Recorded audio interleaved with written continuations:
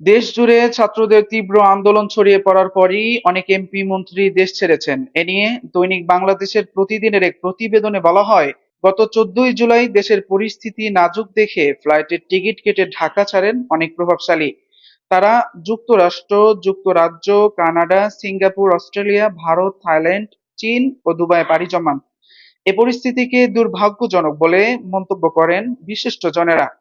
আওয়ামী লীগ দলীয় সূত্রগুলো জানিয়েছে, দেশের এই টালমাটাল পরিস্থিতির মধ্যে তাদের এই বিদেশ যাত্রা নিয়ে সরকারি দলের মধ্যেই ব্যাপক প্রতিক্রিয়া রয়েছে। গত 15 জুলাই মধ্যরাতে দেশ ছাড়েন সাবেক অর্থমন্ত্রী আ.হ.ম মোস্তফা কামাল। পরিবারের 5 সদস্যকে নিয়ে তিনি এমিরেটস এয়ারলাইন্সের একটি ফ্লাইটে লন্ডনের উদ্দেশ্যে ঢাকা ত্যাগ করেন। একদিন পর 16ই জুলাই লন্ডন যান মিরপুরের এমপি ইলিয়াস মোল্লা। পরে তিনি 26শে জুলাই দেশে ফিরে আসেন। একই দিন পরিবারের 11 সদস্য নিয়ে কুমিল্লা 11 আসনের এমপি ও সাবেক রেলমন্ত্রী মুজিবুল হক দুবাই যান। ইমিগ্রেশন সূত্র জানায়, প্রাথমিক ও গণশিক্ষা মন্ত্রণালয়ের প্রতিমন্ত্রী অধ্যাপক রুমানা আলী 16ই জুলাই যান মালয়েশিয়া। তার সঙ্গে ছিলেন পরিবারের 4 সদস্য।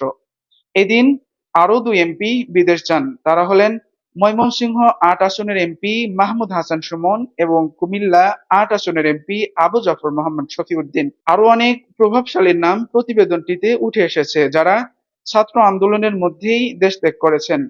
এখন প্রশ্ন উঠেছে, সরকারের নড়বড়ে পরিস্থিতি দেখেই কি তারা দেশ ছেড়েছেন? তারা কি ফিরে আসবেন, নাকি পরিস্থিতি স্বাভাবিক হওয়ার অপেক্ষা করবেন? সিদ্দিকুর রহমান, নাবা মিডিয়া 24, ঢাকা।